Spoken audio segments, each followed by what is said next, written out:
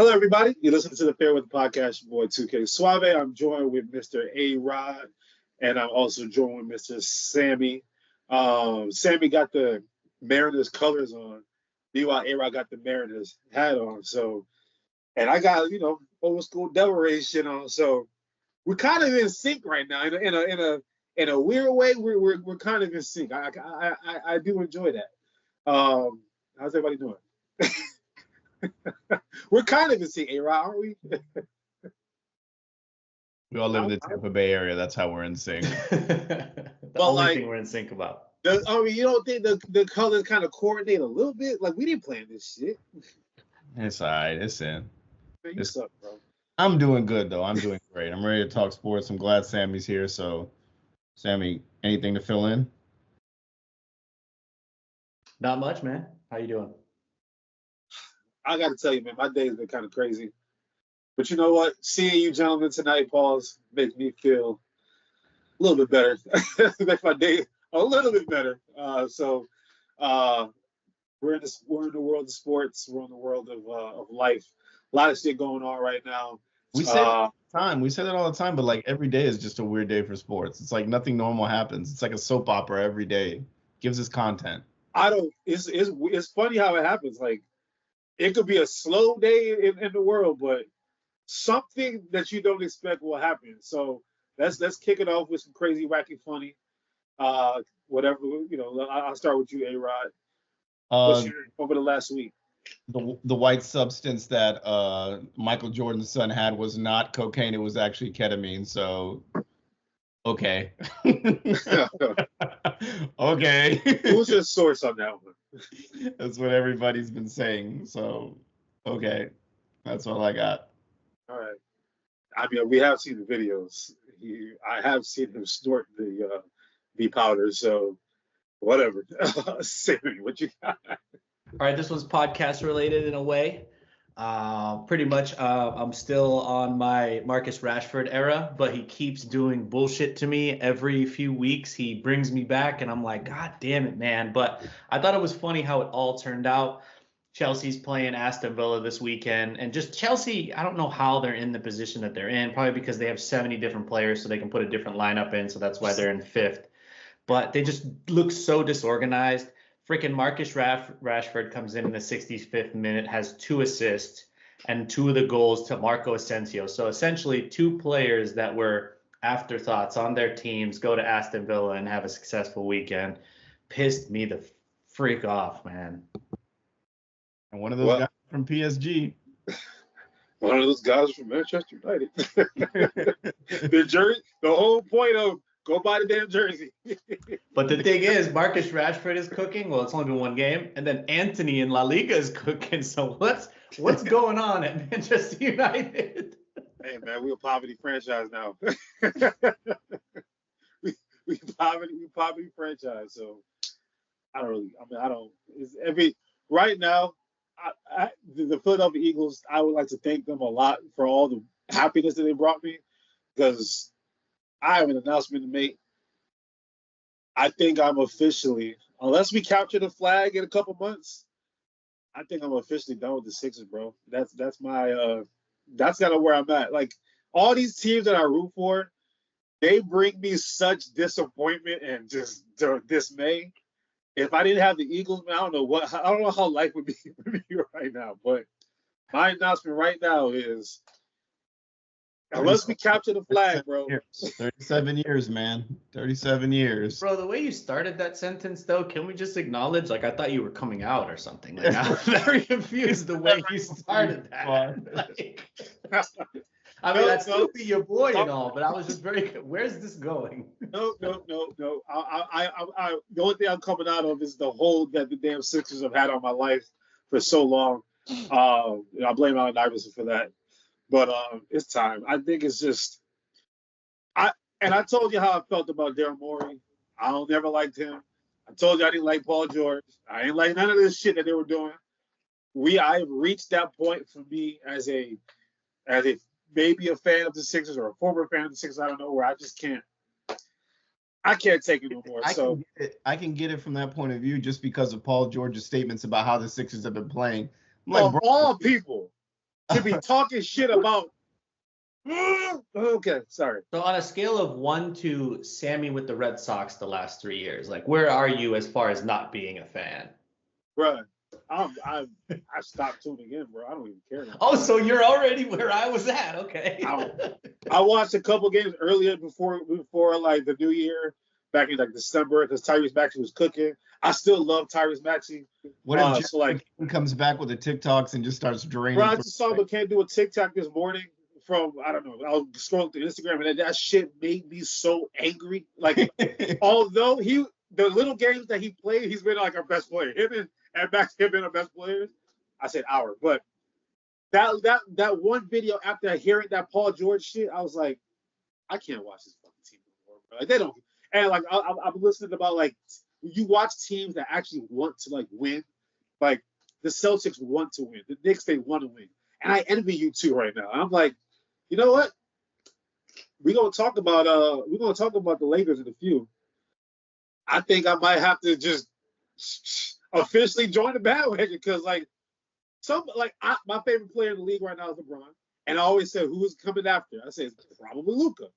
They care so much about winning, they were willing to get rid of Anthony Davis to go get Luka. Meanwhile, we give $212 million to Paul George to replace Tobias Harris, who's doing more for Detroit than like he did. It's just like it just makes me know that the culture in Philadelphia is so bad that I can't cheer for that Sixers team. It's just, I know how you felt, A-Rod, with the Knicks. Y'all waiting on that Tobias Harris contract, man. Hey, at least he's there. At least he's available to play. He brought that kind of veteran leadership. Look at the Pistons right now, bro. Look at the Pistons. I look at the Pistons. I'm like, what is it, 7 in a row? That 7 in a row. It's like the first time since the 90s. Bro, they won 32 games this season, more than the last 3 or 4 seasons combined. Like that's a team that's trying to do something. Cleveland, who we made fun of for years for not trying to do shit, they going out there, they belt to ass every night. It's like all these other teams around us are getting better, and I'm like, you know what? I can't cheer for this bullshit no more. Like, this is not a product and it makes sense. Like, it's the Commanders ownership group that owns the Sixers. Cool. So while the Commanders are doing what they do, they can focus on Jaden Daniels. I'll be a Luka Doncic fan, passing the torch from LeBron to Luka. We'll create this new rivalry, Lakers and Celtics. I'm with you. I'm still against you, Sammy. Whether it's the Sixers or it's LA, it's me and you, mano y mano, baby. Bro, I watched the Avengers, the 2 Avengers movies this weekend, and that just reminded me of Thanos. I feel like Thanos right now. You did all of that, and where did that lead you? Right back to me. Yeah, it'd be like that. I mean, shit, the Celtics got what, 18 titles? What did it cost? Hey, at what cost? At what cost? But all right. I love the rundown that we got today. Shout out to Sammy. He keeps me sane whenever I need a little bit of somebody to scratch my back a little bit. He got the back scratcher. So we're gonna talk a little NFL real quick. I've been seeing it in the news. I don't know what to make of this whole Matthew Stafford thing because I'm like, the only team that really gave us a run for our money in the playoffs was the LA Rams. Why would the Rams be letting Stafford explore? What's the story right now, A-Rod? Do you know? So I'm looking at a bunch of things, and the Stafford thing, I think it's because of what he's commanding as a contract to come back. That's why they're doing this. But on the other side, they're also trying to move Cooper Kupp. So now that's 2 weird things. You're getting rid of 2 big pieces on your offense. Now today during the draft combine or what the draft meetings or whatever, the Jets GM talked today, and they already announced officially we're moving on from Aaron Rodgers. Like, we're done with it. A lot of people in-house were pissed. A lot of players were upset. Fuck them. Get them out of here. You okay with it? Oh, yeah. Get him the fuck on out of there. And he said Devontae Adams is under contract, too. Get him the fuck on out of here with him, too, please. Get him out. Devontae? Yeah, because he's going to be here, and he's going to be pissed off playing without his boy making his Taco Bell commercials, and then he's, going to have a very mature press conference stating why he doesn't want to be there in the most passive-aggressive way, and then we'll send him to the Arizona Cardinals for who knows what. But what I am seeing is Aaron Rodgers still wants to be paired with Devontae Adams, and a potential landing spot is back home in California for both of them with the Rams. So make this make sense for me. What would that make sense? You get rid of a Matthew Stafford and a Cooper Kupp, who won you the Triple Crown, is probably one of the greatest white boy receivers ever, and you want to bring in an old Aaron Rodgers and his boy to just keep playing grab ass with each other. You're just swapping old for old. It makes sense to me. Pay the guy, keep what you know, what you have that works. Why scratch the board and bring in something new? Sammy, are you reading into it, or what you seeing right now? The other thing that I'm going to say is the Rams are notorious for letting players go right when they need to. So I think that's something you have to keep in mind right now is, if history tells us anything, is the Rams are pretty proactive with these types of things. So I think they know, okay, with what they think the return they're going to get for Stafford isn't significant enough, they're going to let him explore, right? They're not going to try to add that. I think the same goes for Cooper Kupp. They see maybe that tread has been worn. Maybe they caused the wear, but his value is still so high that maybe they could potentially get something from it.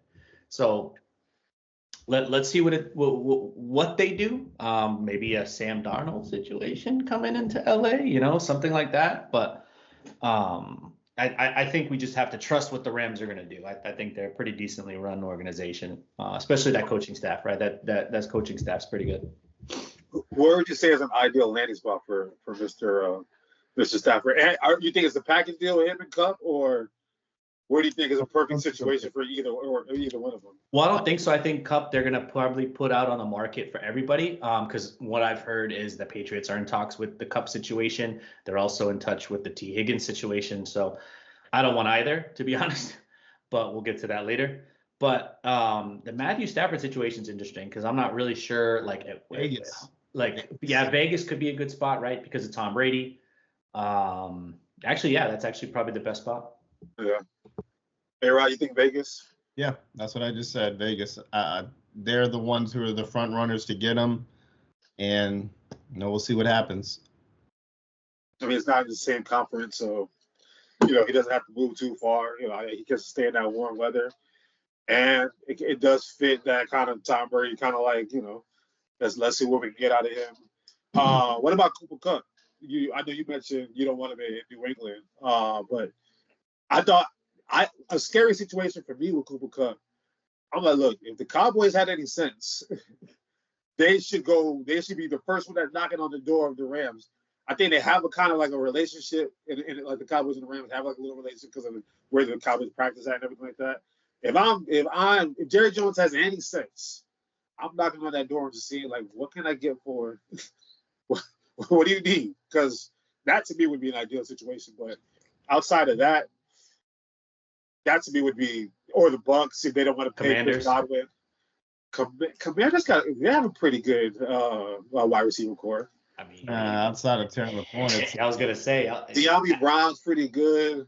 Not Cooper Kupp. Not developed yet. Yeah, you get two guys and pair them. Like I think that's perfect. I think he's the perfect Green Bay style for that team. Like I think that's what they need to pair with Scary Terry.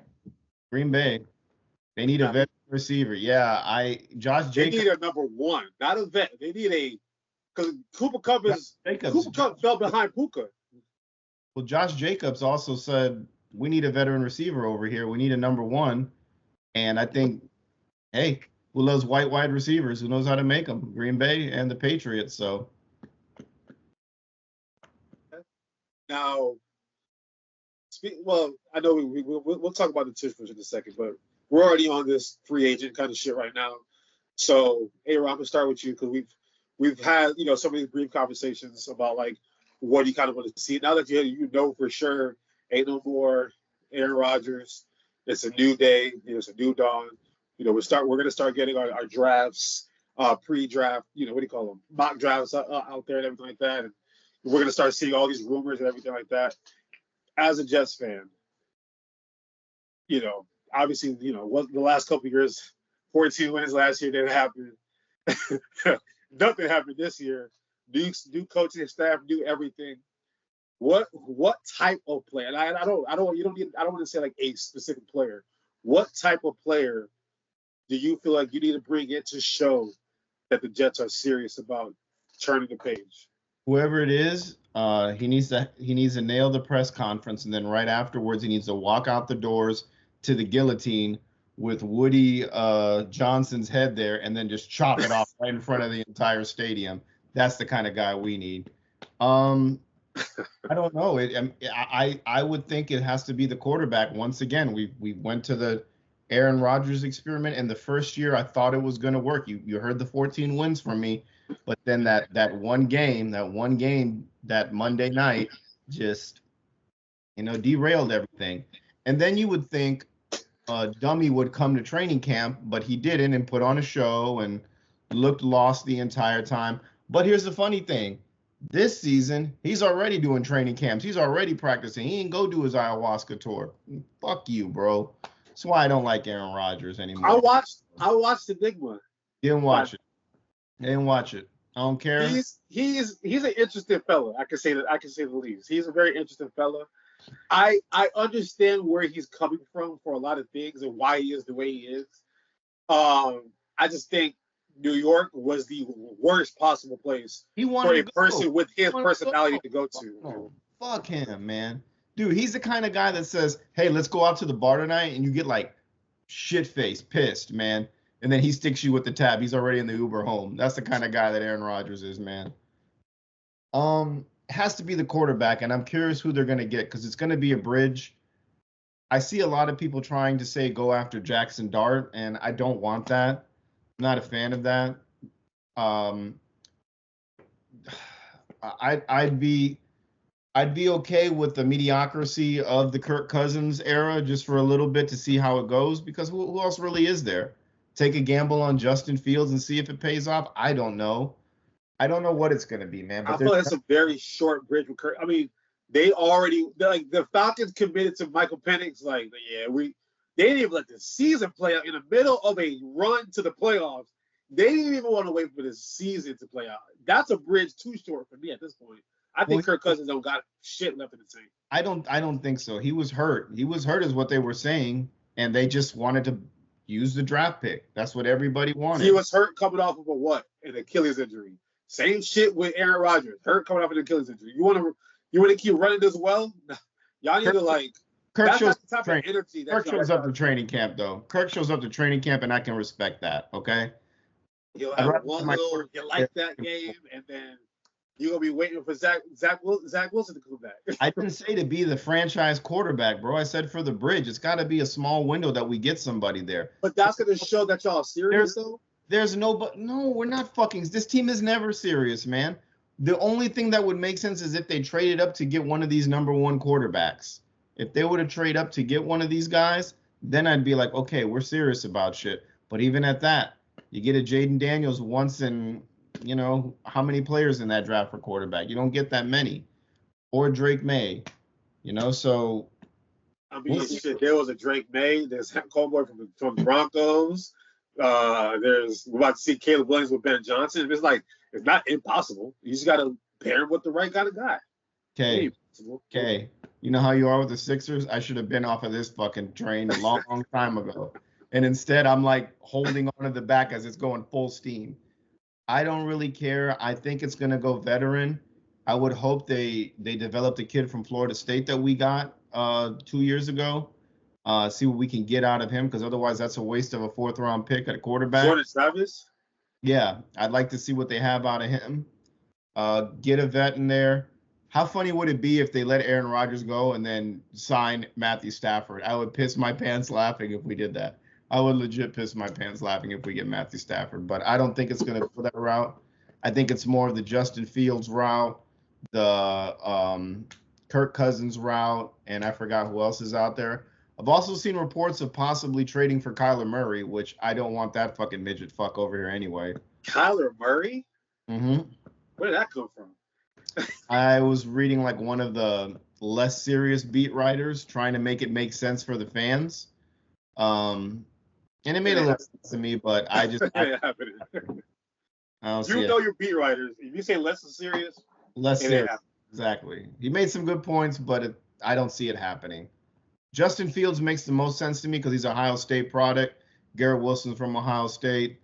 Keep the boy happy, bring in someone that he likes, and see what happens. I don't want to see Garrett Wilson leave. I don't want to see Sauce Gardner leave. But from what I keep seeing with this shitty organization, they'll probably end up moving on from them like they always do. So I'll send you on Paul George. How about that? I'd give my resignation letter right there and then saw Paul George at a Jets game. Sammy, wish list. Who is on your short list right now? I really hope we go offensive line heavy in the draft. I want some fresh blood. I mean, I don't think any of these available offensive linemen are going to be available once free agency starts. You know, I see some of these names and I'm like, yeah, there's no way these teams are letting these guys go. And if they do, hey, let's go and swoop one of them. But I heard, that Vrabel is planning to be very aggressive in free agency and through trades to make this team better. And I think he's smart to do that because he sees the potential that he has at quarterback. With that being said, I do not want T. Higgins. Why not? I do not think he's a number one. I just don't. I think he benefited a lot from having Jamar Chase on the opposite side. And I think we all know what happens when a guy like that, yes, very talented. I'm not saying he's bad, but I just don't think we're going to see the same type of production in New England as he saw in Cincinnati because there is no other guy. He is the guy, and I don't think he's that guy.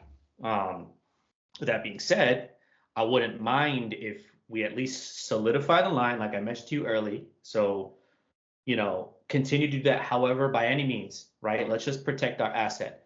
I wouldn't mind making a swipe at Amari Cooper. I really wouldn't. I don't think that's a bad idea. I think he's a solid player. He's got the year on, year off type of thing that happens, right? So we're let's buy the dip, Yeah. Hopefully we succeed next year. But again, with the way the New England Patriots run the organization, they want friendly contracts and all this stuff. So we'll see what we can do. It's most likely going to happen in a trade somehow. So I see this Cooper Cup going through. I don't want it to happen because, again, I don't think he's the type of receiver we need yet because we don't have timing. We don't have any of that. So that's how I feel. I want Cooper, though. If you ask me, like, this second, I want Amari Cooper. Right this second, the defending Super Bowl champs, mind you, Philadelphia Eagles. A lot of speculation about who can stay, who might leave, and et cetera, et cetera. The big one. If we get Myles Garrett, ladies and gentlemen, if we get Myles Garrett, curtains, it's a wrap. Like I'm coming over if that happens. Bro, the door. Listen, I've invited you to this. I've invited you to this bus, bro. I've invited you to this bus. You have a olive branch, even more of an olive branch right now, in the city of Brotherly Shove. And you know how you get invited to a wedding and you get a +1? I've got 2 +1s. My girl and KK. I'm the +1 for both of them. So hey, we love to have you. Green and green go together. You find you a better green. You know what I'm saying? And this has been like the crazy thing about this whole Myles Garrett situation is that they've literally been talking about this on. I have the Philadelphia Eagle beat writers that I pay attention to. They've been talking about this shit since October. And I'm like, bro, why are we talking about Myles Garrett? Can we go win some football games first? I didn't know how serious this shit was. And there's this guy that I listen to on YouTube. I can't think of his name on the top of my head. Tom McNaught or whatever. Anyway, and the salary cap going up $25 million it was planned. Like Howie Roseman basically, the way he kind of devised his contracts. It's good to have a nerd as a GM, by the way. Like, shout out to Howie Roseman for not only being a dog as a GM, but he's a genius. Like, he is an actual nerd. And the way he had all his kind of contracts set up, he planned for this not to have a Myles Garrett per se, but to go after a big name player like a Myles Garrett at this time. And then I guess the CBA like 2029 or 2030 there's gonna be like another signing of the CBA. And all the big contracts, Jalen Hurts, AJ Brown, Devontae Smith, all of them become like dead money or whatever at that time. Like he has like this whole scenario of how it all works out. Miles Garrett seems to be on the table, and Jordan Davis, we might not hold on to him. Milton Williams, we might not hold on to him. So we're looking at Jalen Carter, Nolan Smith.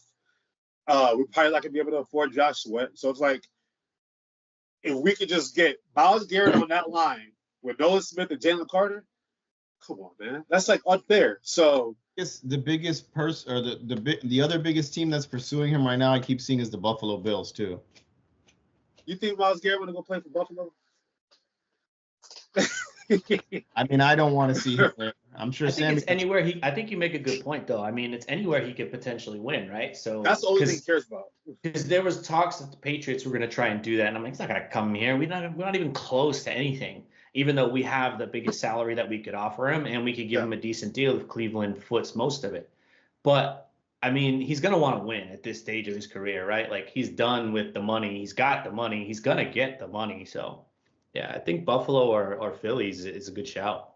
And I heard like the Commanders are going after him heavy too. That's what I'm scared of. I could like if he go to the Commanders, they're the way like with Jonathan Allen. That's like going to the same place. You go from Cleveland to Washington. It's the same thing. They went from shit to 12 wins overnight. The effect that a quarterback can have on a team is you know, bro. Season, though. It's one season. It's one season. He's good, but it's one season. I love Jaden Daniels too, but they got the right coaching staff and all that. But yeah, like he said, it's for one season. Josh Allen is continuously, every year I hear, this is his year. He's gonna do it. He won MVP, so I can finally say he's finally won something, even though I think it was a sham. That is true. You can't say that no more. I can't say that anymore. But still, he hasn't won a ship yet. So, but I think with Josh Allen, I think the one thing he's always missing, it's like, remember the one year they had like the amazing defense, and it was all out there. Everybody knew every player's name. Then they started getting rid of them, and then they had to rebuild it, and it came back again. Then they rebuilt it again. You plug in Myles Garrett right there, and you have Von Miller still there, chirping in his ear, sharing his knowledge with him. The old head. Side note, I'm sorry to cut you off. Von Miller was also on that ayahuasca trip with Aaron Rodgers. There was a lot of football players in that ayahuasca shit with Aaron Rodgers that nobody talks about. It's funny how it's convenient to talk about Aaron Rodgers being doing that ayahuasca trip. Von Miller was there too. Jordan Poyer was there too. I forgot the other, there was like 4 or 5 NFL players. I'm just saying. So I think y'all just love to gang up on players sometimes, the media. Fuck Aaron Rodgers, man. I'm just saying. I'm talking about that boy. Von Miller was right there. So go ahead. He looks like he does heavy drugs too and beats his woman. So we know he's there. So but yeah, I think Buffalo is just missing a piece, and maybe he could be it. I've seen the Commanders, I've seen the Ravens, with the Justin Tucker thing.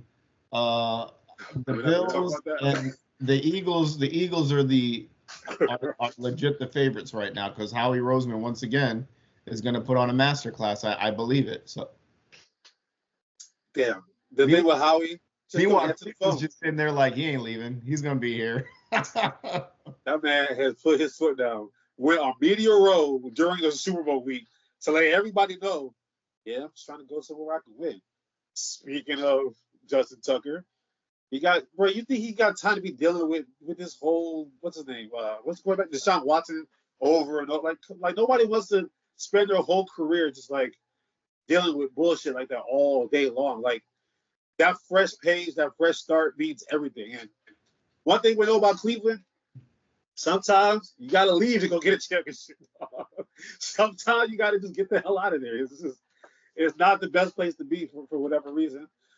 Now, staying on that Philly train real quick, I hate that this has to be a subject because people are soft as hell. But Sammy, you had Tom Brady and he was the best quarterback sneaker ever, right? And there was no stopping that quarterback sneak, right? Did you feel wholeheartedly Well, if it's a yard, half a yard or 1 yard to go, at least we know we got top ready to get that 1 yard, right? You felt so good about that, right? God forbid somebody came and wanted to take that away from you. You'd be like, yo, what the hell's wrong with y'all? That's how I feel right now. I'm like, yo, I've seen teams in college, high school, Pop Warner, NFL try to replicate this same exact tush push, and they just can't get it done like we can. Why is it such a taboo thing that they want to get rid of the tush push? Like, say, I want to hear your opinion on this thing because you had firsthand 20 years of damn. We know we gonna get that yard. I think anywhere else on the field, you're not allowed to push a player forward progress or pull a player like. So I think I see my problem is I see both sides, right? Because I come from the Patriots. I'm a Patriots fan. What you guys are doing is within the rules, right? That's you found it out. You exploited it. Good for you. What's wrong with it? But I agree that there is some language that needs to maybe be reworked and adjusted. I feel bad that it's because of this, right? I hate that. I hate that it's because, oh, look, the Eagles are getting away with this. Blame, boo, blame them. Oh, look what they're doing. They're cheating. Wah, wah. Like, come on, bro. Like, they're not cheating. There's language that isn't fully worded. The refs aren't going to call it because it's not really a rule. So what's the big deal? But I see the other part where there's some injury concerns here, right? A lot of these defensive linemen are the defensive linemen. A lot of them are getting Jones on the sideline. Oh, my shoulder. He's not the only one. I've seen that multiple times throughout the year, though. Not a lot, not as frequent as they're making it out to be, but I've seen it at least 3 times. Football, right? Yeah, I agree. Like, we protect the quarterback, and for the most part, that is who are and like defensive players, right? As an offensive and defensive lineman, 65, 70 plays is going to be car crash every single time. Like, at the end of the day, this is what you play football for. Like, I watch rugby. They do worse shit with this with less. You know what I mean? I don't see them crying about rule changes. And again, it'd be one thing if we were the only team that even attempted to do what we do. I've seen Ohio State. I've seen Syracuse, Notre Dame. I've seen Green Bay try it. I've seen the Buffalo Bills try. I've seen numerous teams try it unsuccessfully or successfully.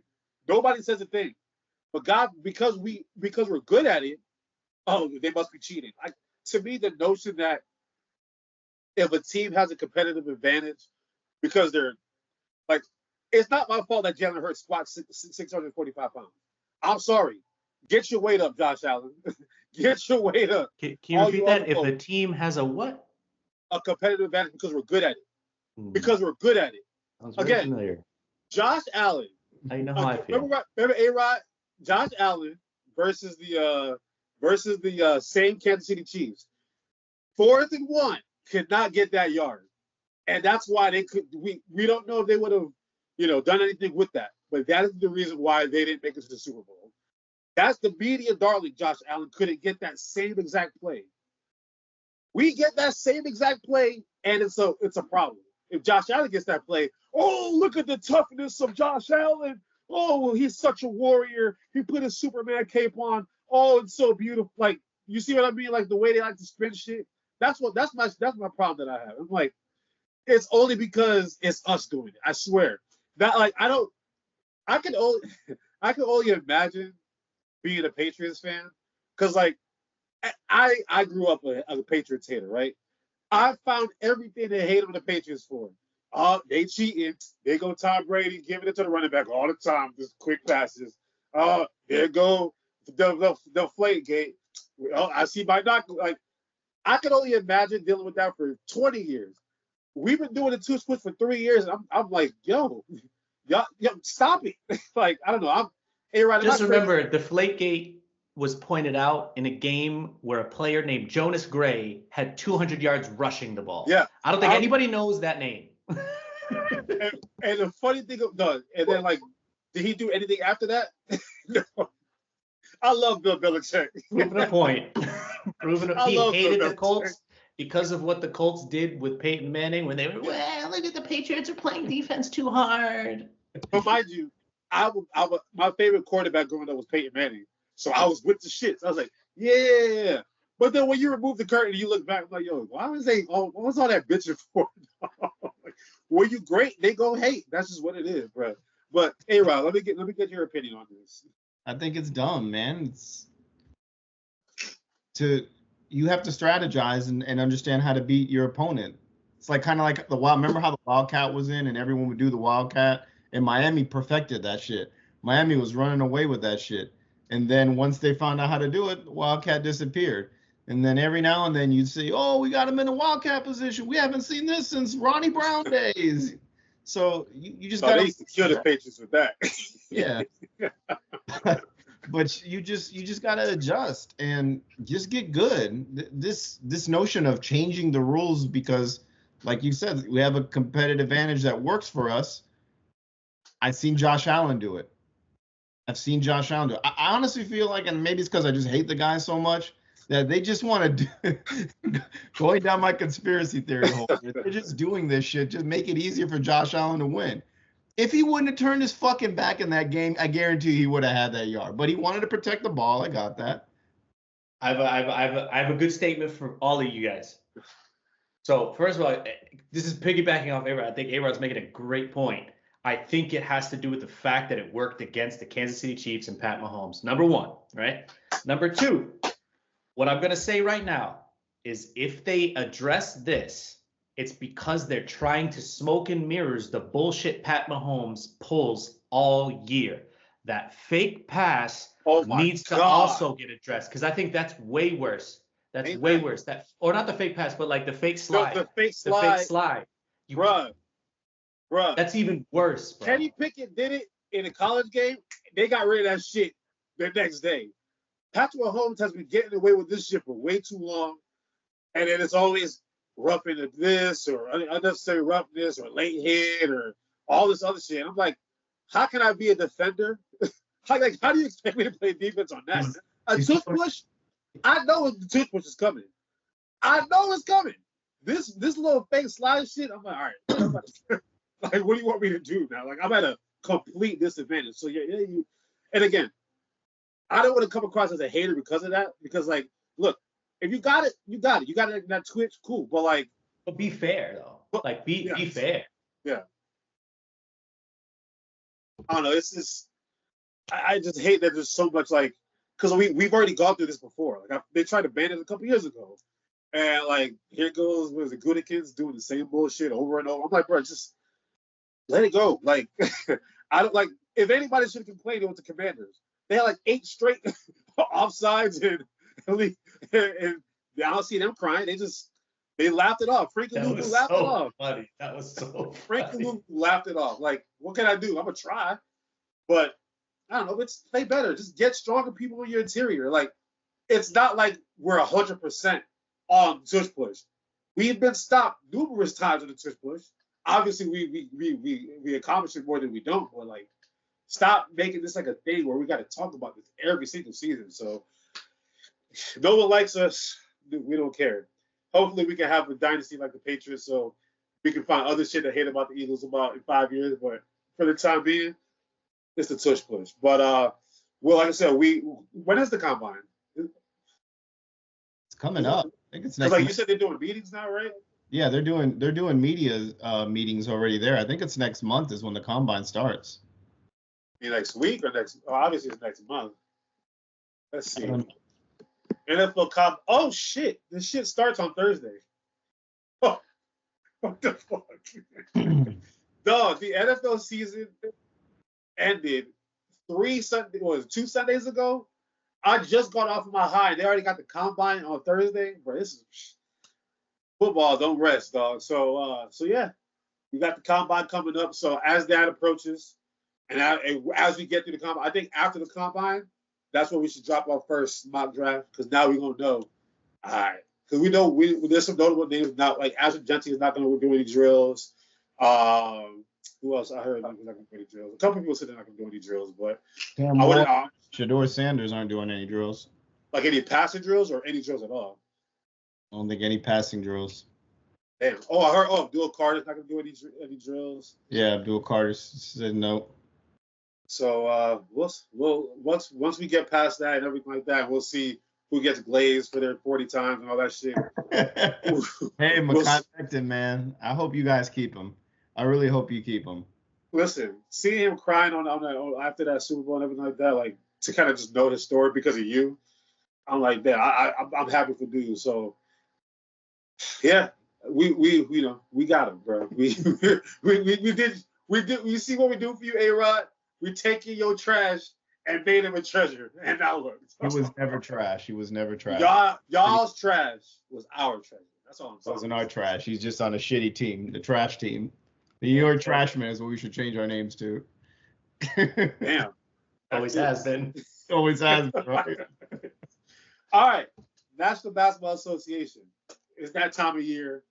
We are literally 30 games away from the end of the season, like 25 games. Like this shit starting to wind down quick. Some teams are starting to, we know who's good, who's not, who's real, who's hot, all that shit. In the East, Cleveland, I'm pretty sure they'll probably stay at number 1 seed the rest of the season. They got that kind of that glow to them. Like they're a team that doesn't accomplish a lot, so they can get that number 1 seed. That's more important to them right now because like they haven't had shit since since LeBron left, right? So to me, that's a lock. Y'all, Boston, 2, that's a lock. New York, 3, that's a lock. So 1, 2, and 3, we know what's there and all that shit. And then the rest of the East is, we'll kind of see what happens with Giannis' situations and all that. And then the West, we got the young OKC Thunder who dropped the doozy last night to Anthony Edwards. That's a whole nother issue right there. Denver, I've watched Jokic put up stat lines I've never seen before. But we'll see if they're there at the end. Memphis is there. LA, we got Luka Doncic, right? And then the rest of the West, it's pretty like the West is just way more interesting than the East. Like, bro, like the Dallas Mavericks sitting at 8. If Anthony Davis can be healthy, that's scary. Yeah. Golden State sitting at 9. Before you get to the West, I wanted to make a comment because I know you had mentioned something about the Knicks. Yeah. And I know we don't really have it on here, but just really quick freestyle. And this is me trying to give credit to A-Rod and back him up in all of this. And it's because like I've said before, and I've said on this podcast before, I don't sit here and like or support New York teams in a sense of a fan, but I do it in a sense of the sports, right? When the Yankees are good, baseball is good. The sports. When the Knicks are good, the NBA is good.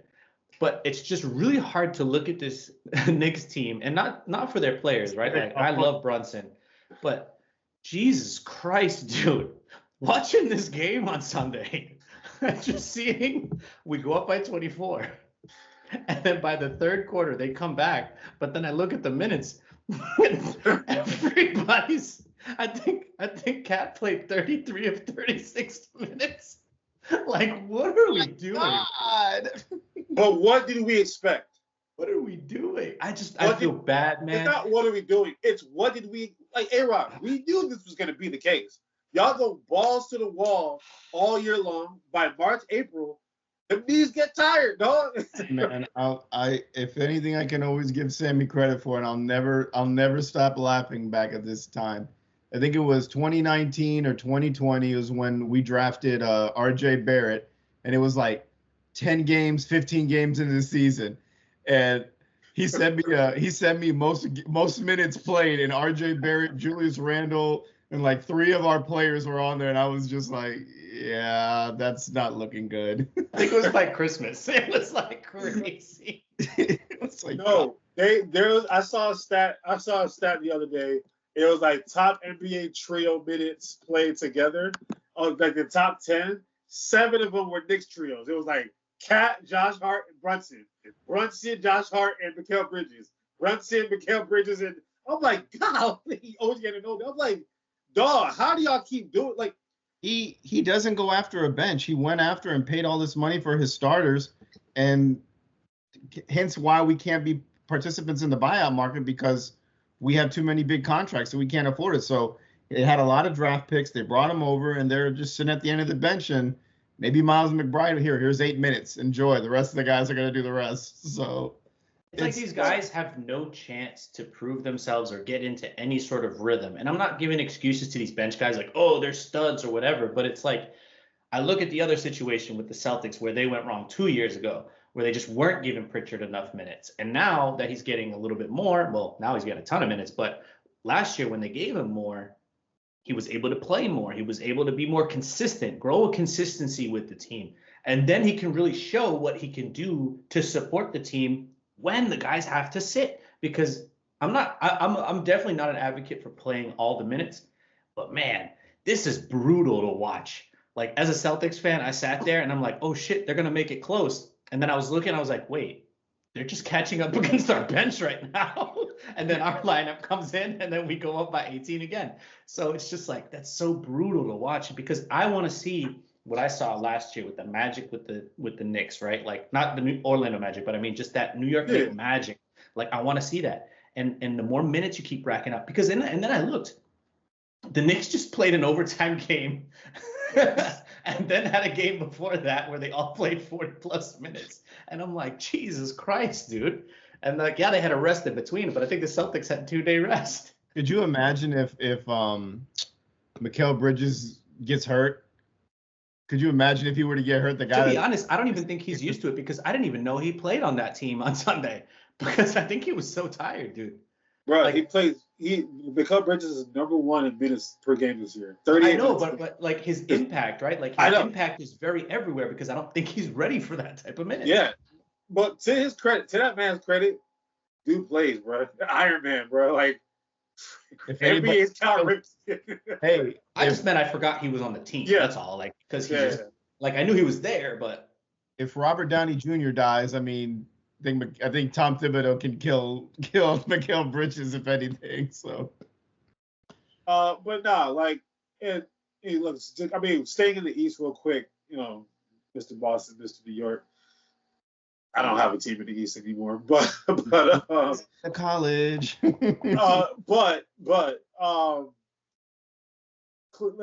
Let's kind of look at Cleveland, right? Because Boston does one thing, New York does, but Cleveland. At what point do you look at their roster and have to feel like maybe I should be a believer? Because I think they did get in DeAndre Hunter. I like that. That was a great pickup. You just look at the roster, and A-Rod, you've been all over the whole USC ever since Evan Mobley came out. You're like, we did our who do you love? We did our bicep cut and all that shit. You always spoke highly of Evan Mobley. You were always his biggest fan. Now you got to come to, like, they got 3 All-Stars today for a reason. Like, they're all deserving. You don't think they're all deserving, Sammy? They're all deserving. I'm using the term all-star very loosely, because who gives a fuck, right? Like, but no matter how trash the game is, there's 24 players that get voted as all-star. He had 9 points in the All-Star game, bro. No matter how trash the All-Star game is, to be mentioned as, we believe you 3 are one of the top 24 players in the NBA, that's got to mean something, right? So, however you want to slice it, Evan Mobley, Darius Garland, and Donovan Mitchell, that's a solid trio. Adding DeAndre Hunter to that mix, Jared Allen, the way he plays night in, night out. I watched him play the other night. Ty Jerome? Is that his name, Ty Jerome? That sounds about right. Dog, like, he had like 18 points in the fourth quarter. You just look at the way that they play, the way they kind of like bought into each other. It's a good mix of like, now like vet and youth on that team as well. I feel like it's so easy to overlook them because it's still with the Cleveland Cavaliers, and it's so easy to be like, of course, Boston's going to be in the finals, and if anybody's going to give them any kind of run for money, it's going to be New York or Giannis. That's everyone's. That's the first thing everyone says. It's either going to be New York or Giannis. No one talks about Cleveland, but to be 47-10, that's got to count for something. So I'll start with you, Sammy, since you're the closest to him right now. Actually, though, A-Rod, you just got your ass beat by them. So twice. So from those ass whoopings that you received, what did you notice about that Cleveland team that we're probably, as a casual fan, we're probably missing? I hate hearing Cat Williams whine all the time. That's what I heard from it. Hearing him whine all the time. Come on! It drives me nuts. Say Cat Williams. Big Cat, Big Purr. Big Cat, Big Purr. Yeah, I can't stand him when he whines, and you literally hear it on the TV every time when Cat complains. I like the way the team was constructed last year. I think this year they took a leap forward. They were active in the trade market. The certainty of Donovan Mitchell being there again was the question mark. Is he going to stay? Is he going to want to get out of there? I thought he was going to want to get out, but he bought in, and it's proving it works. I like everything that they're doing. Love it. Love the moves. Love the play style. Love the lineups. It's the regular season. You know, I don't care. They do own us, Boston and the Cleveland own us this season. We haven't beat them. We're 0-6 against them. And if it comes down to the playoffs again, we'll take care of it. I'm not worried about it. You're not worried about them at all. Not worried about it. Well, you're probably not gonna see it because the 2-3 will be Boston and y'all, and Boston take care of y'all in 5, in my opinion. But I'm not trying to be a hater. Boston is the one that scares me the most. Is definitely Boston. I'm not scared of Cleveland because you tried to do it to me last year. You're like, oh, you're not scared of Cleveland? Well, last year they was pups. They look ready now, bro. One year don't do shit. We were saying the same. If OKC goes to the finals this year, we're gonna say they were pups. Nah, OKC not real. Sammy, you watched your team organically become what they became? Added the right pieces. You went and got Kristaps. You went and got Drew Holiday. You made a championship team belt, or they're organically, right? Cleveland, and I mean they drafted Evan Mobley. They drafted Darius Garland. They went and got Jared Allen. They went and got Donovan Mitchell. They made a crafty trade to go get DeAndre Hunter. It's just not. I mean, a lot can change in a year. Am I wrong? So yeah, absolutely. So if you same question I asked A-Rod, what is there anything that you see from this team that maybe the casual fan don't know, or you just not worried about them either? OKC? No, or Cleveland. Yeah. To be honest, it's Donovan Mitchell against actual guards, playing in real defenses, playing actual defense. I mean, we have to see it, right? Like, is he going to get dominated by Jalen Brunson? Is he going to get dominated by Derek White? So I fear for the bigs, 100%. I think those bigs are big time, no pun intended. But are those guards going to be able to muster up that same energy? Like A-Rod said, it's the regular season. Who gives a shit, right? Cool, you can do all this in the regular season. You got the number 1 seed. Now what? Prove it to us. You know what I mean? Like, I don't think they're like, because you look at what they end up doing when they do make the playoffs. Because it's not like this is a team that hasn't been in the playoffs before. Yeah. But they fall apart when things get difficult. And I think it was you who said it last year, because I'm pounding my chest about OKC. I'm like, yeah, I love them. And then you perfectly said it. You said, they're too young, man. They don't have that. There's just something when it comes to the playoffs that a team has. OKC doesn't have it. And I think they're along the lines of what you're talking about with the Celtics. Like, if OKC adds that one veteran guy, then they'll be over the hump. But I think you're looking at Cleveland of a bunch of guys that never really had that leadership. Nobody has that type of leadership. It's a bunch of kind of young players. Even though Mitchell's a veteran, it's like he doesn't have that veteran presence, in my opinion. Yeah. So maybe I'm going I'm going less on the stats and just more on kind of what I'm seeing with Cleveland. Yeah. And that's kind of what I see. I think there's more of a dog in the Knicks than the Cavs. That's just me. There's definitely more of a dog with the Knicks. This is less where this is the trend. The trend is bad. And we don't think Tristan Thompson's a vet. Like, come on now. Come on now. Bruh. Been there. Yeah, he was in the back seat, bro, just chilling. Like, what you mean? Hey, nah, he was out in the streets getting freaky. But anyway, all right. let's talk about my new team. The the Los Angeles Lakers, led by the King, Mr. LeBron James, LeBron Raymond James, baby, Mr. Luka Doncic. The shit looks good. Listen, the shit look good. The shit look good, bro. Like that Denver game, I was in St. Pete. I came home. I told my wife, I said, look, I'm going to be on the couch watching the game, so you got to. Mind you, it's her birthday was on Friday. I spent all night with her on Friday. You said you got a red thing on her, like, nah, I got to watch the Lakers game. I was Pulls like, out his meat, just LeBron.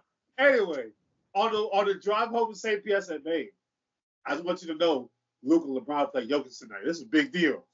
She's like, okay, whatever. Bro, I sat down on that couch. I sat down on that couch and I said, "Oh, this shit." That's respect.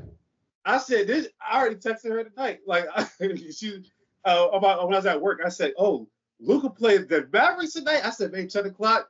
Just so you know, Luka plays the Mavericks tonight. So if you want to watch, cool. But I gotta go watch Luka drop 50 tonight." Sammy, does shit look good? Or am I tripping? Once again, fuck the Lakers. Fuck y'all. Because this is some bull ass shit. But no, on the real, just outside of being a Celtics fan, obviously I knew this bullshit was gonna work.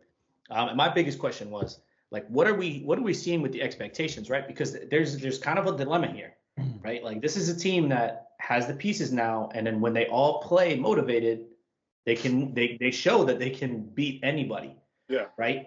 Now, this is kind of in a similar situation of it's win it all or bust, because how many more years does LeBron have? And I'm not trying to say, anything. I know, he's proven father time. He's proven at 40 years old, time, like, you know what I'm saying? At 40 years old, no matter what, that's a valid question for anybody, bro. Come on now. Because I look at it like this. I said, then, and the reason why I brought this question up was because I said, okay, if they don't win, right, who knows what happens in the next 2 years, right? And I know for a fact the Lakers are going to keep Luka Doncic for the next 7, 10, however long, right? Why would you get rid of him? But then it brings up my point of, once LeBron leaves, Luka's in the same situation that he was in Dallas. So what happens? Yeah, stars coming to LA. Superstars. Listen, for the last 50 years of NBA basketball, 70 years, with the 75th anniversary, the last 75 years, 18 Boston Celtics and 17 LA Lakers championships. It's just the nature of the beast, bro. Stars are going to Boston and stars are going to LA. And stars don't come to Boston. We're racist. Y'all draft well, but they're stars. Y'all went and got KG, who was a star. Y'all went and got Ray Allen, who was a star. Y'all, come on now, don't do that. We traded for most of those guys. Remember that? Cool. Y'all know how to. Y'all got a good front office. Anyway, all right. Y'all get the grind stars. LA get Hollywood, bro. No matter what. That's just the dichotomy of Boston. Blue collar, LA glitz and glamour, right? That's just the way it is. Like, it's always gonna be that. They want the ratings to be good. We need these two teams being good. And we need New York doing something. That's the way the NBA is gonna work forever, right? To me, bro, that shit they like Jokic still had a triple double, right? But like he went 2 for 7 from field goal, right? Look, I don't know if this is gonna work for a 7-game series, right? But that one little game showed me, oh, this shit is for real now, because like everyone was like, oh, JJ Redick, oh, blah, blah, blah. I was like, bro, I listened to JJ Redick talk basketball. The dude knows his shit. Like, I've been watching JJ Redick. My thing is, like, yes, he knows his shit, but he needs LeBron to bring it all together. Of course. But that's why that marriage works, because I agree. That's not what I'm debating. Yeah. I'm debating this life after, and then also, like, so it's, my question is more, is it win it all or bust in the next year or two? And then it's more, what happens next as a Laker fan? In the next year or two.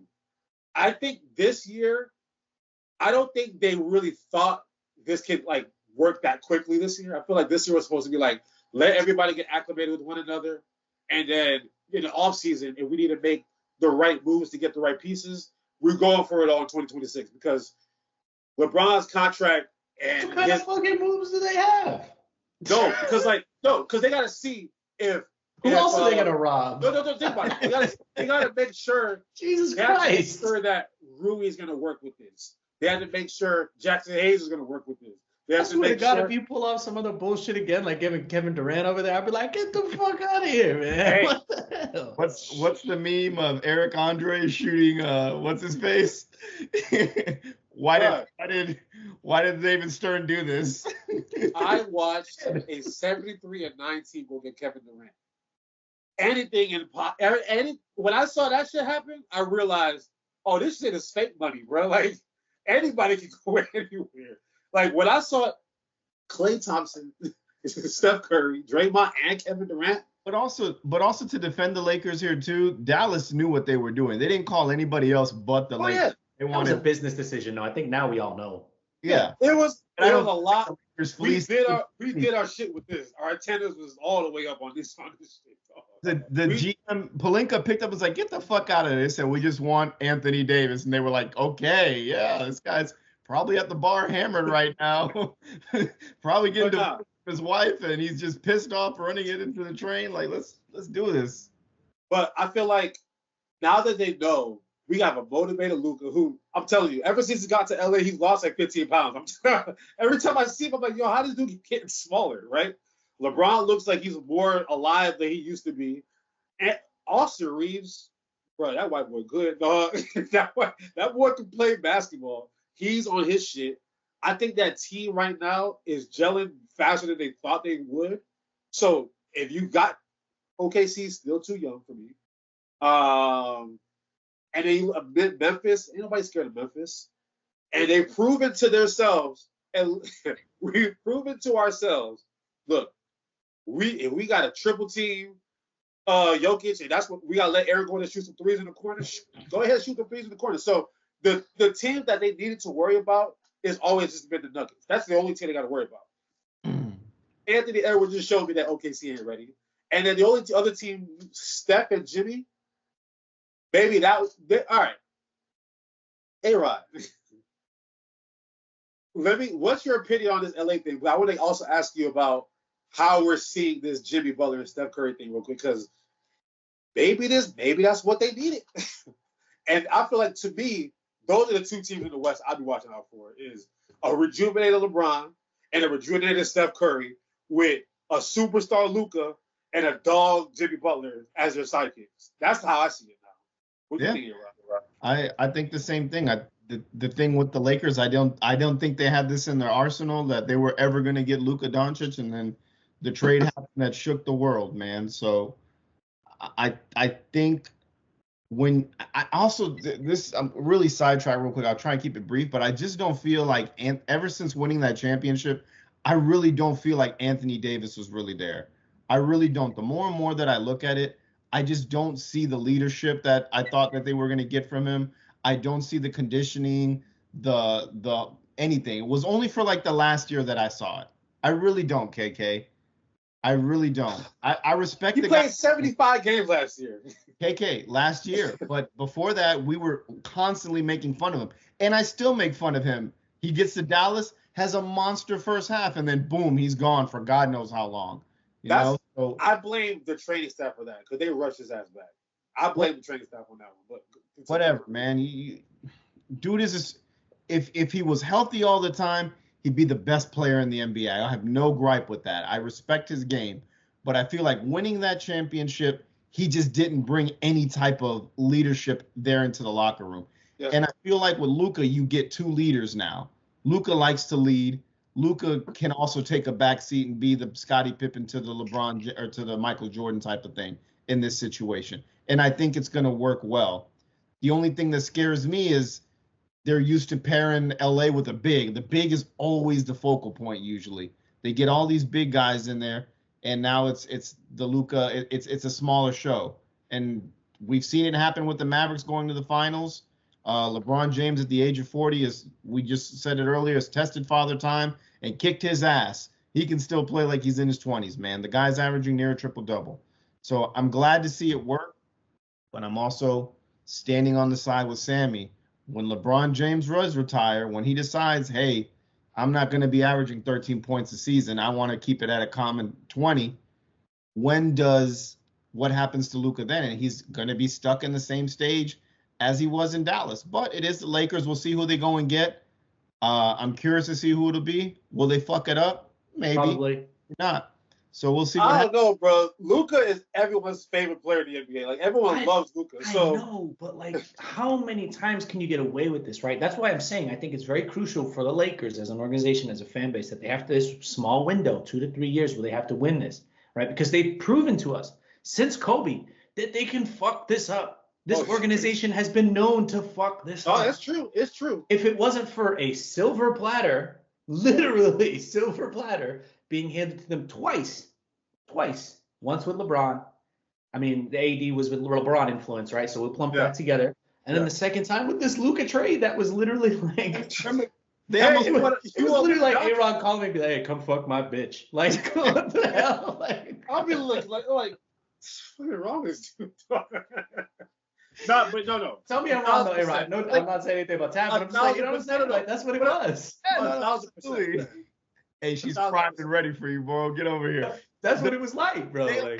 They almost messed it up with the Russ deal too. They got Russ in there, and they were like, "Oh, this is gonna work," and we saw it. It couldn't. Howard almost exploded with it. Freaking Russell Westbrook, like all these other things. Like they won a championship with Dwight Howard as a backup, so or as a starter. When they wanted him to be the superstar 15 years ago, that shit was like right after they won a champ. Like they were doing fine. They said, all right, let's go get Dwight and Steve Nash. They completely derailed that team from that. Like, people talk about, like, you know, like some of the, like, LeBron, Kobe's last couple years with that team, it was Sucre. It got ugly. Clarkson. It got real ugly over there. So, yes, we know. But Luka, to me, if I'm Giannis, fuck this Milwaukee shit, bro. But see, that's what's important about having the right people there. Yeah. Right? Like the right people in the organization, because you could get a fluke, right? You can have a team call you, hey, come get Bradley Beal. Yeah. Right? 4 years ago, any team would be like, yeah, let's get Bradley Beal. Look at the Suns, man. With the fucking dick in their hands right now with a terrible contract. I mean, he's having a decent season, but I mean, how long did it take? Yeah. The Phoenix Suns are 27-30, sitting in the 11th seed with 3 max contract. It's the Sixers, basically. But like, that's a whole other episode. When they won with Anthony Davis, they got him at the right time. Like, I'm done with this shit. It was also 40 games. Let's not forget that. Yeah, but it was at the right time that they got him. He was hungry. Once we said it so many times on this show. He was hungry, and there were less games. It was less games. Correct. But at the same time, as soon as they won that championship, Kay, you said it too.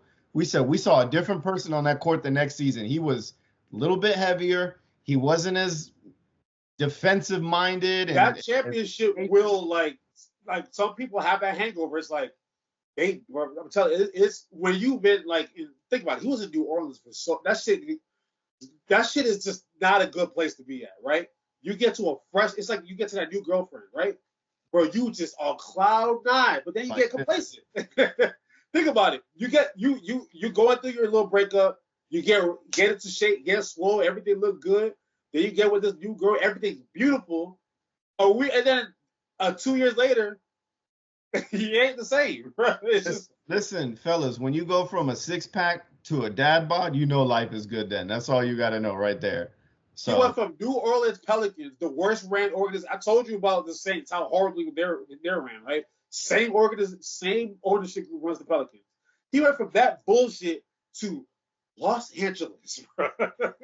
Like, and then flipping it over to the Warriors side of things, I think Jimmy going there is a good fit for it because Jimmy knows his role. Jimmy knows he's getting added to this championship caliber team, and they're missing Klay Thompson, a healthy Klay Thompson, a Klay Thompson that became slowed down, I guess, with age and whatnot. I don't know how he lost the pep in it. I guess all his injuries. He had like what, 3 ACL injuries or whatever.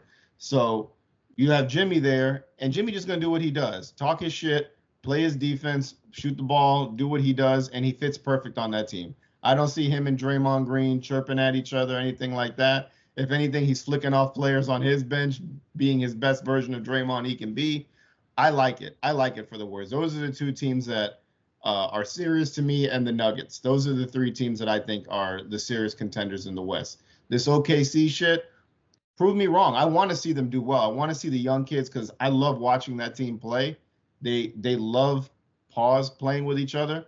And John Morant, no pun intended, shot himself in the foot when he said, I'm fine in the West, because he lives in a house of horrors when it gets to the playoffs. They still sitting at 37-20, so I mean it's not like they're terrible. But real quick, watch out for them Rockets. Yeah, but to me, they're on that same shit where they're just young, right? Yeah. They'll play their ass off. But like when it comes down to it, like, come on. But real quick, my analogy of what Jimmy Butler did to the Warriors, you clip this one up right here. Jimmy Butler brought Oakland back to the Warriors. Because remember, when they moved to San Francisco, they got a little softer. The crowd got a little, it's rich people in the crowd now. It's not a bunch of, it's not Oakland anymore. I feel like Jimmy Butler brought that, that dog back to what they needed.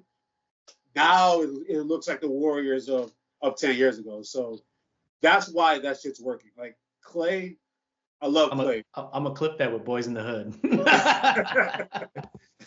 but no, Clay, and I love Clay. As like it just wasn't working out. You know what I mean? It just wasn't. It's not like he became like that horrible of a player. It's just that they needed a Jimmy Butler, and I feel like they tried it with Chris Paul. They thought they could bring it with him, and but no. What Chris Paul brought to the Spurs though was cheating in the skills competition. Stop. And now my dog Wemby dealing with blood clot. So it was like it's like a thrombosis. What's the technical, like the scientific term? Thrombosis. As somebody who had a stroke fairly recently, it's called a deep vein thrombosis. So a DVT is essentially similar to a stroke, right? So a stroke is a blood clot that happens in your brain. A DVT is a blood clot that happens in any other extremity in your body, right?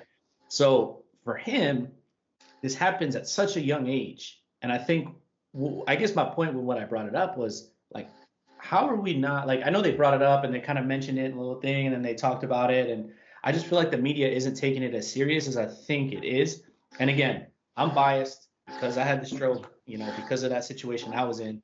But having this type of situation when you're an absolutely healthy human being, like, is crazy to me. That's crazy. And I think how they made it feel less than what it was. Again, I can't speak on it, right?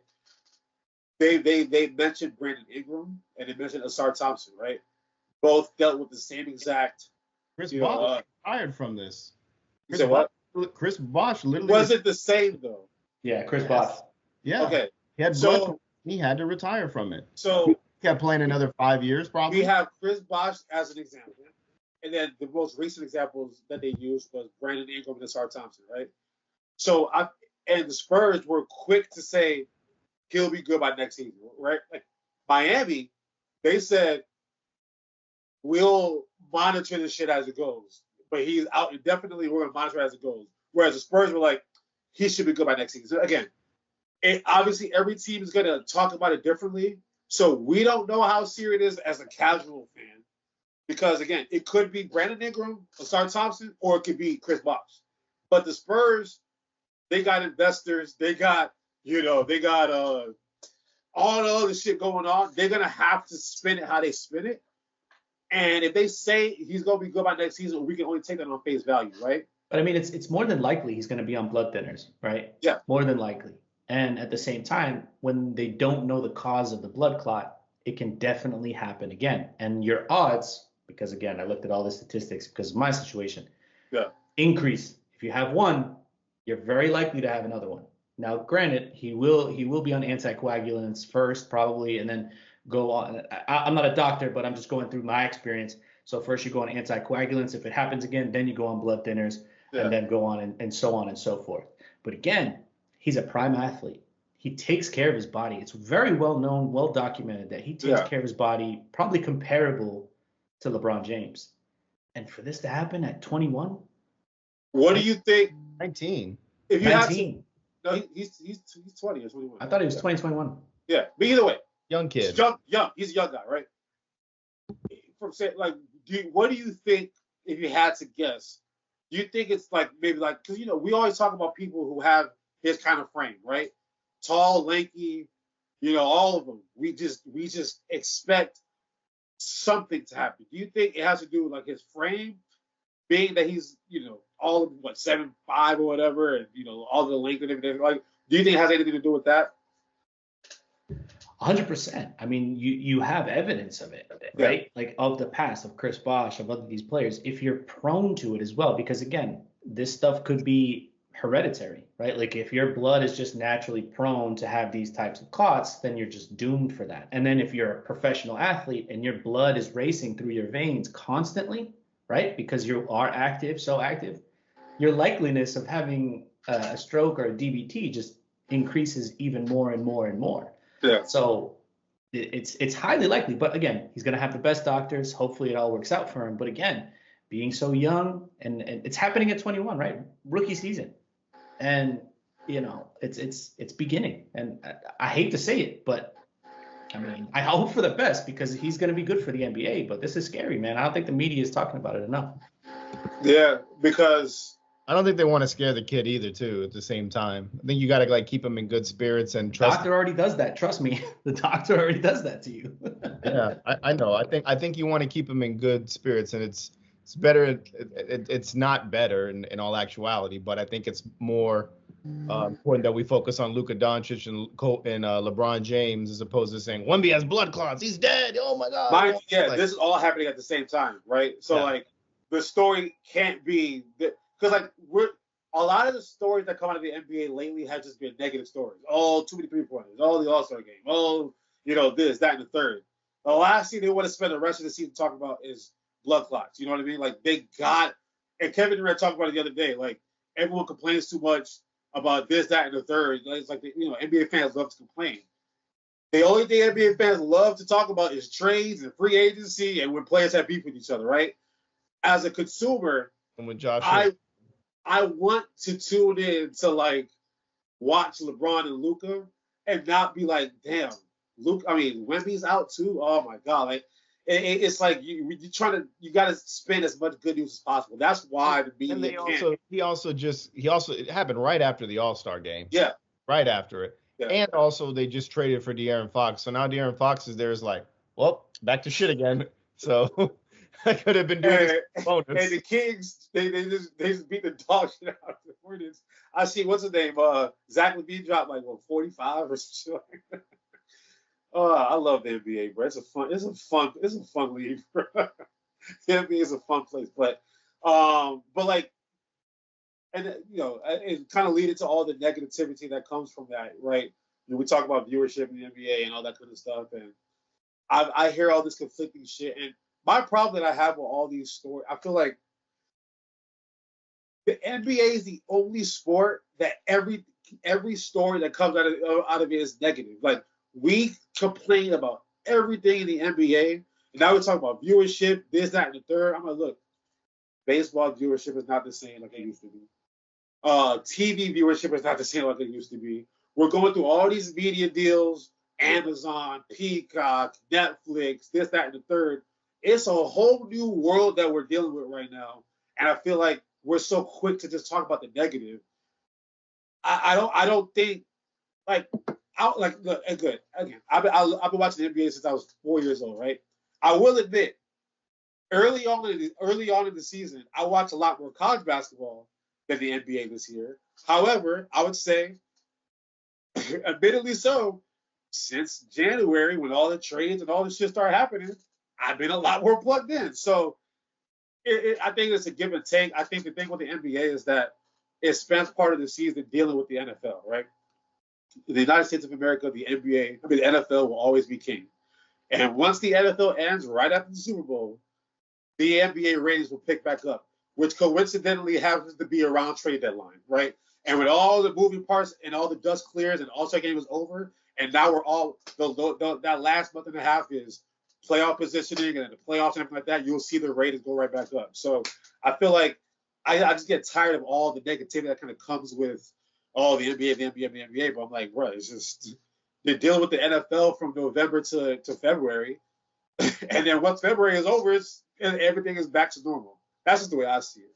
My opinion more, and then this is about, kind of the declining NBA viewership. And my point was more, why do we think that, obviously it's NFL is a different type of franchise, right? But I just feel like when you look at a product like the NBA, there should be no reason that more people are tuned in to the NHL than the NBA, especially on All-Star Weekend. And that's what had my brain stirring, because even for me, right? Yes, I'm a Celtics fan. My team is doing really well, right? I watch them, but like there's not that same passion I have to watch some of these other teams, because at the end of the day, it's all going to be the same thing. Who in the NHL are you watching?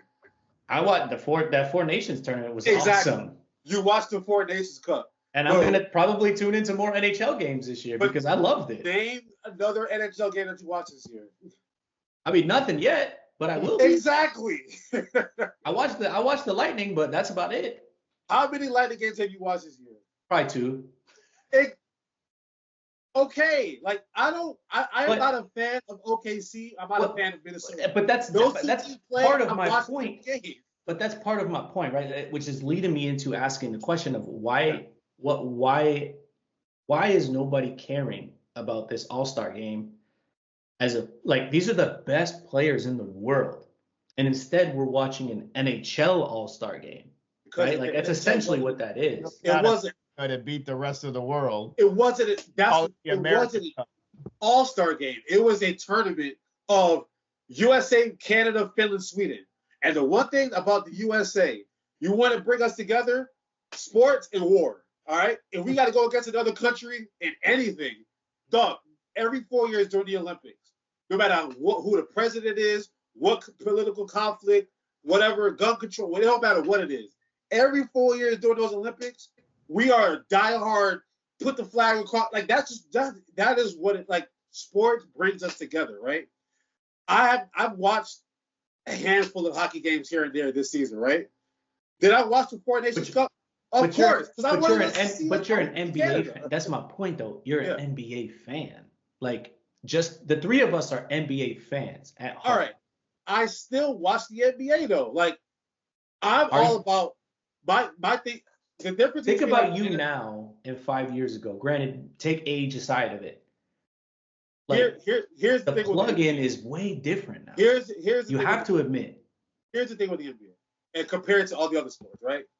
NFL, it's not about players. Shield, Cowboys, Eagles, Texans, like it's the Shield. The NHL, bro, I don't know who plays for Lightning right now. I just know I cheer for the Lightning, right? The NBA, I want to see Shea versus Anthony Edwards. I want to see Jason Tatum versus Jaylen Brown. I want to see Luka go against. Like I want to see dope. But that's you. Players. So take that out of it, right? Let's talk about the NBA Shield. Yeah.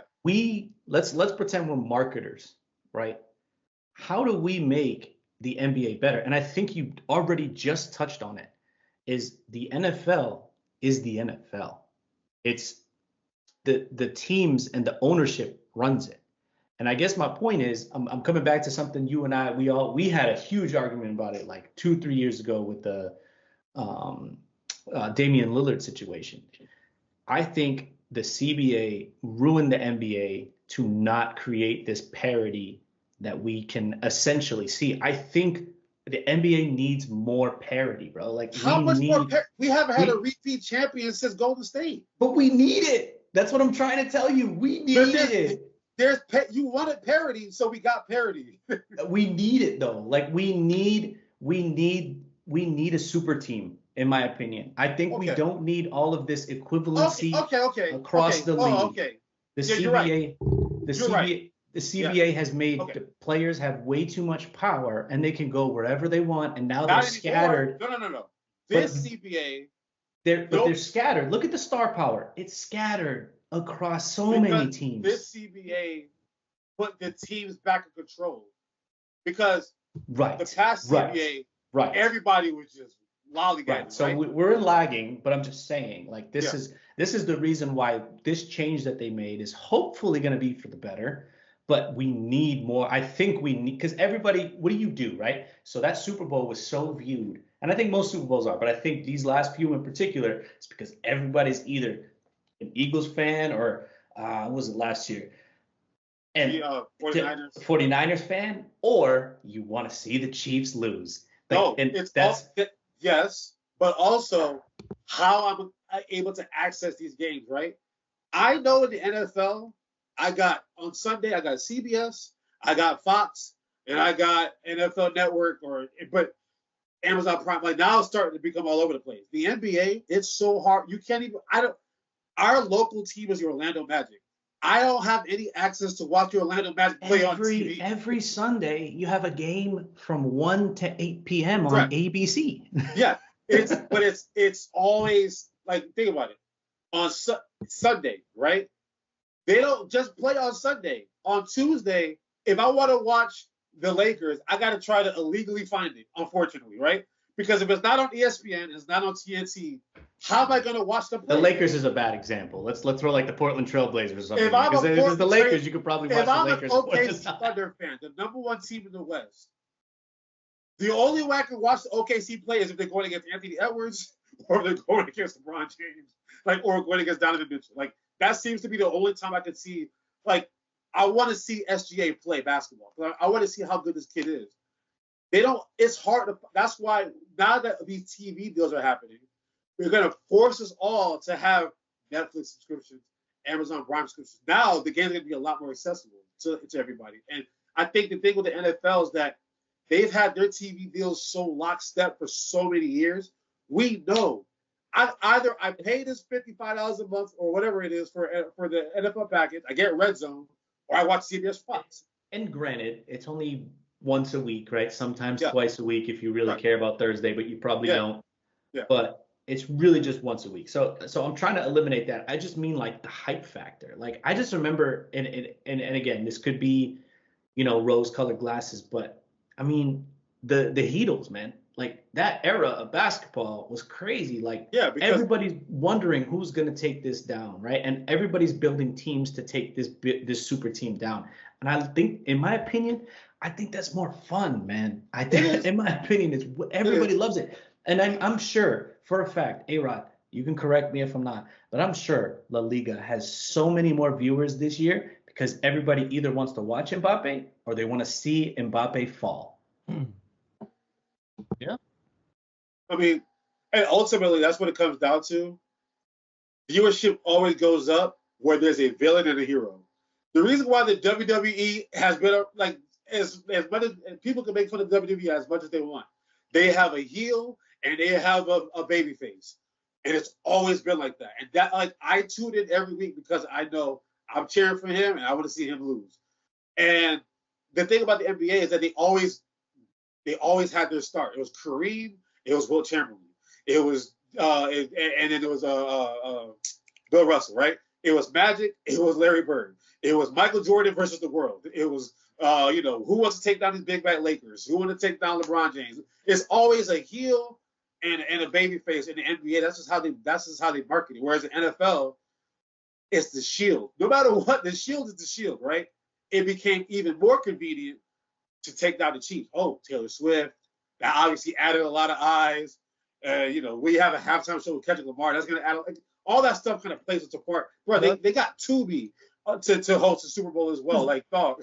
When you have these teams, right? And no disrespect, I had an argument with a guy at work, and I don't give a fuck. Like, and this is to bring a comparison of soccer. I don't give a fuck about Everton or Ipswich, right? Yeah. I want to see, like, the Uniteds, the Cities, and the Liverpool duke it out by the end of the season. Like, I want it to be that close. Do I want a Leicester City every couple of years to just finally win one? That's cool too. I don't want 8 teams that could possibly win it every year. I'm sorry. like, I don't know, like maybe it's just me, but I don't give a fuck about small market teams. And maybe that's because I'm from Boston, you're from New York, and you're a Philly Laker fan. But it's just, in my opinion, and I've been consistent with this, right? So you guys can say it. Even with the Knicks situation, I think, and the Yankees, I fucking hate the Yankees, but I think baseball's better when the Yankees are good. Like, you know what I'm saying? Like 1,000% agree. Like these leagues are in a better place when certain entities are performing at a high level. And now that the Rays are falling way down, I'm like, good, baseball's back. hence why people talk about ratings. Luka going to LA alleviates a lot of that bullshit, right? You know what I mean? Now we got LA. Like Denver is a cool story, right? I'm sorry, I'm not staying up until 2 a.m. to watch Jokic play basketball. I think he's an excellent basketball player. Another thing to think too. Sorry, another thing to think too is like how much pull does the NBA get globally? And you think about it, like possibly of the top five athletes known worldwide, 2 or 3 are probably in there in LeBron James, Kobe Bryant, and Michael Jordan. Every household knows those around the world who those guys are. And then the other 2 probably Cristiano Ronaldo and Messi. So as much pull as they get, and having the rest of the world not tune into that either is kind of crazy to think too, because I think the NBA has done a great job of marketing to other countries to bring basketball into those countries and implore academies and you know what? There's no superstardom anymore. However, as much as the U.S. says that the Rays are bad in the NBA, apparently in China they consuming the hell out of the NBA. So like other countries are still consuming the NBA. The way they do their viewership numbers don't reflect our viewership numbers. So it's gonna seem a little skewed anyway. But for what all these NBA players, anytime they go to China, they always say, "Dog, Gilbert Arenas, Tracy McGrady, like a lot of those Adidas athletes used to go to China all the time. Kobe Bryant, he went to China. They go over there, bro. It's like they always say like Dwight Howard. Bro, okay, don't bring up China because me and you could get off a plane in China and they would think we're NBA players because we're all above 6 feet tall. Let's be real here. But the way they consume, hey, make your jersey. Oh, you play basketball. They're a lot more passionate over there compared to like we're accustomed to seeing things how we want to see it, right? Over there, bro, they watch our shit. But to counter the point, the jerseys you see over there is Steph Curry, LeBron James, Luka, right? Maybe sprinkle in some Giannis, but that's 3. Stephon Marbury has a statue in China. No, Stephon Marbury. I'm talking about current. Okay. Right? So you take those other 2 guys out, LeBron James and Steph Curry, you're left with Luka. Right? Who else we got? We'll revisit this. I'm gonna do some research to see who's marketing well over there. But like, I read a lot of the blogs and Reddits and all this shit. And all you gotta do is land a plane there and get off the plane and do something for a week and you're loved there. That's all it takes. That's all it takes. I think it's a good conversation just overall. But again, we talked about it. Luka go to LA. The Raiders were rated. The NBA, this NFL is over. Agreed. No, that I agree. It pisses me off, but I like it. Like if they can continue this, I don't give a fuck. Create a super team, please do. Like I want to root against something. I don't like this even keel. Nothing's really that fun. I want who's gonna take down this team. That's what I want. Like even my team. Like people don't like Boston because it's Boston.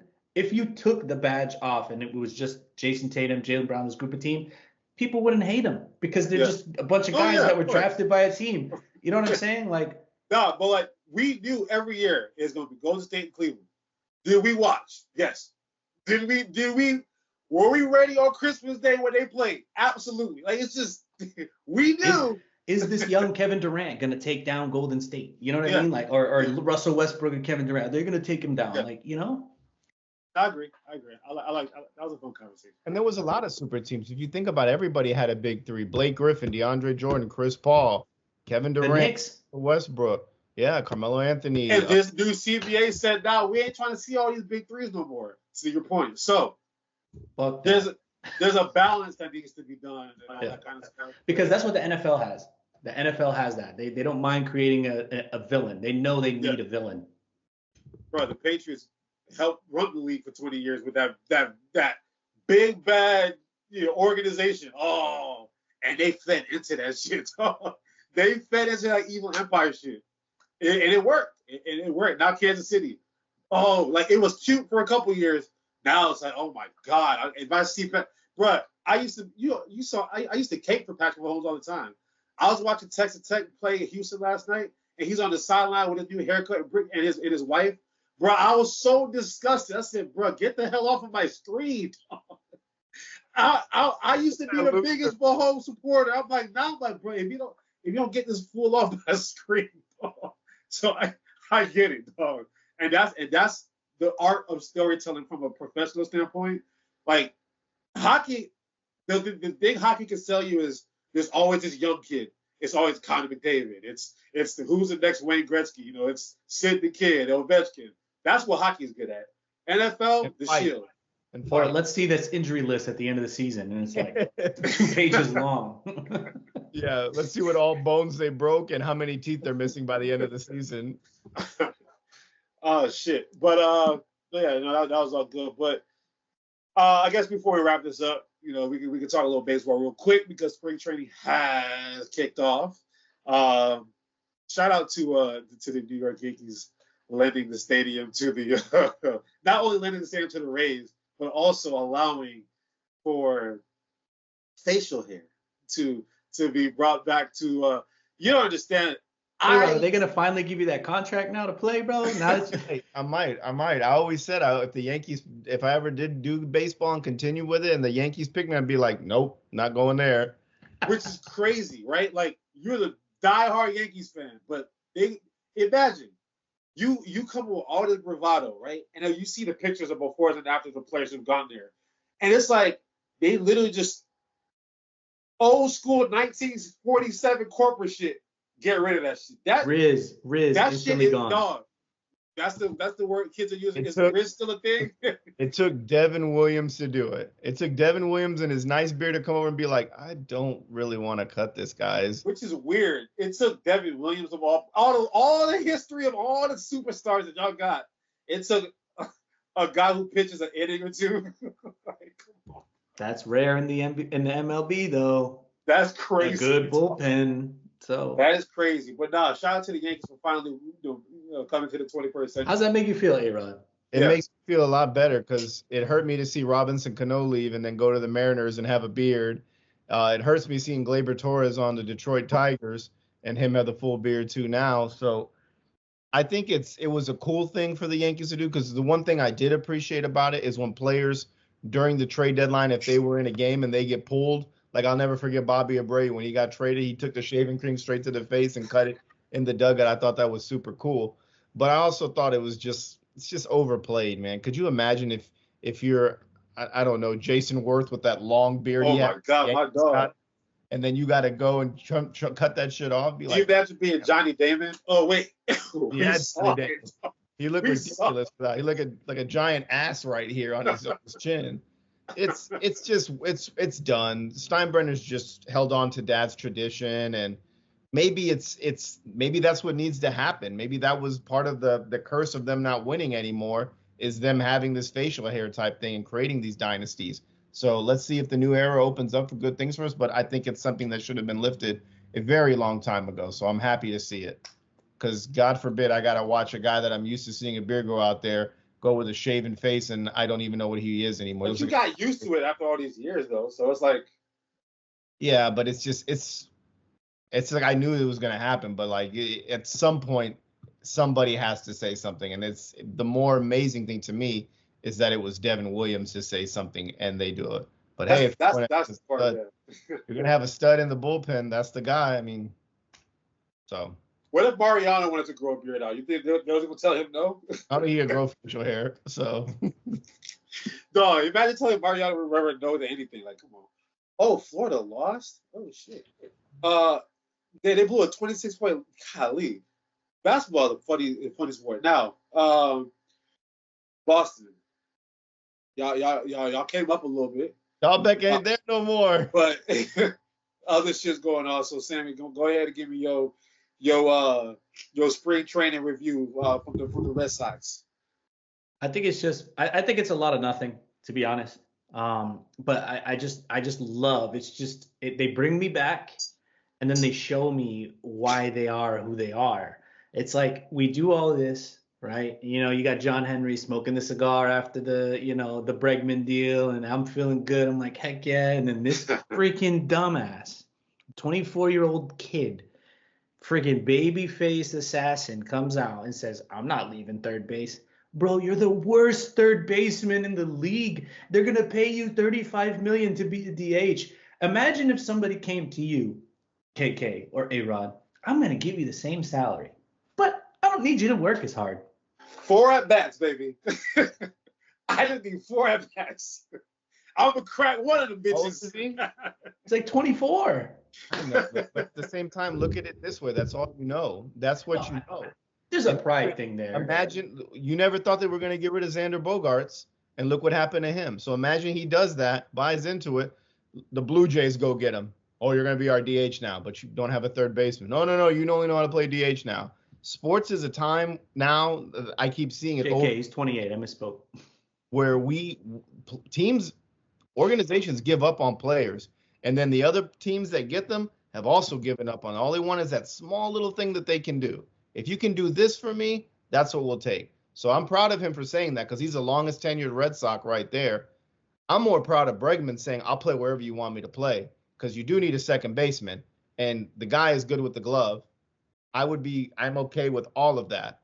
I wouldn't want Rafael. I would rather Rafael Devers work hard this offseason thinking in his mind they're going to put Bregman here and I got to get better at fielding. But the other part that really frustrated me was he showed up to camp overweight again. Like, at least if you had the heart or the passion to prove yourself and say, nah, look at me, look at what I did this offseason, like to get in shape and all this shit. And you asked for help because at the end of the season, he was the first one bitching, we need help. If you looked at the free agent market, I mean, he's probably not that smart. You look at the free agent market. Yeah, why can't he be smart?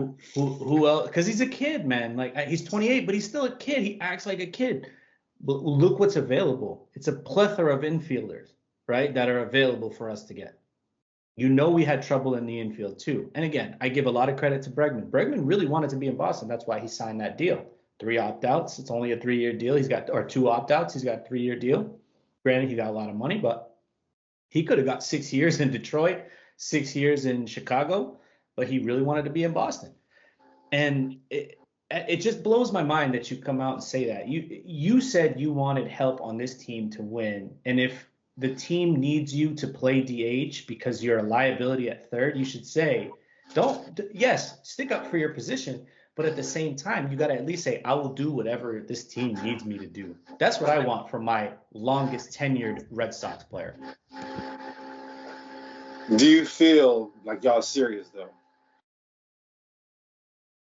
Like y'all trying to do shit? Y'all trying to become something again?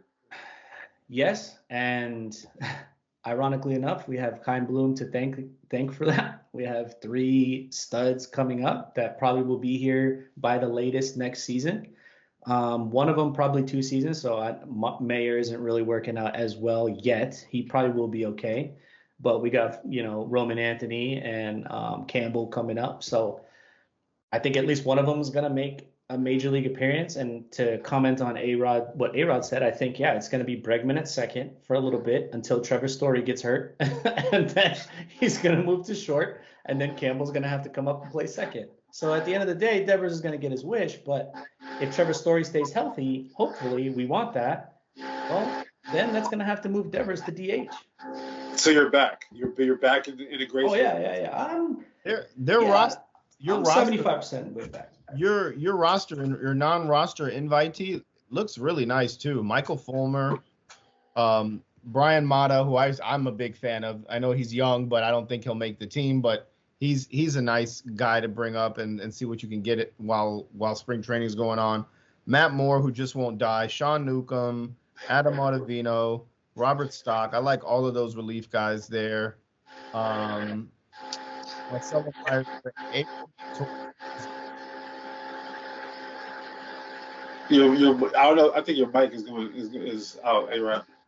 My mic is nowhere All near. right, I can hear you now. Roman Anthony, Kristen Campbell, who are two of the prospects, and then you got what's his Clay's brother there too, who can be a utility guy if he makes the team. So your roster invitee is definitely making people work hard there, I think. But nah, you're at least the pitching. I like the pitching that you guys brought in.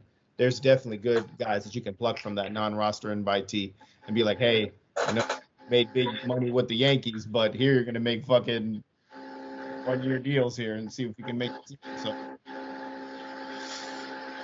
I think that's you.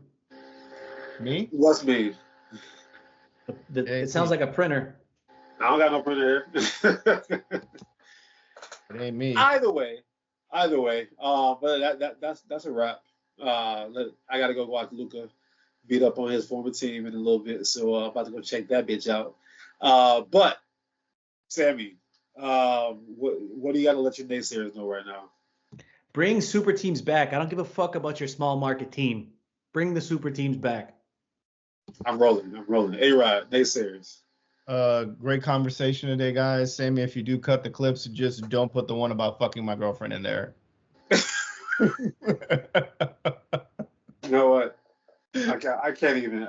A-Rod, where can they find us? I don't even got nothing to say no more. You can find us on. I didn't mean it with any disrespect or intent there. Lord have mercy. A-Rod, continue talk. You can find us on Instagram at fair_weather_pod. You can find us on Facebook, Instagram, YouTube, TikTok. Search the Fairweather Podcast, and where you subscribe or listen to podcast audio, search the Fairweather Podcast. You can find us there. Take it away. Sammy, I'm so happy that you are here because you know what that means? We are going to improve our social media standard like I said we will because he is the king, all right? So, like A-Rod just rattled all those social media tags and shit, for real, Sammy about to make that shit pop. So, we are so back. We are back. So back. Just like the Philadelphia Eagles, baby. Peace.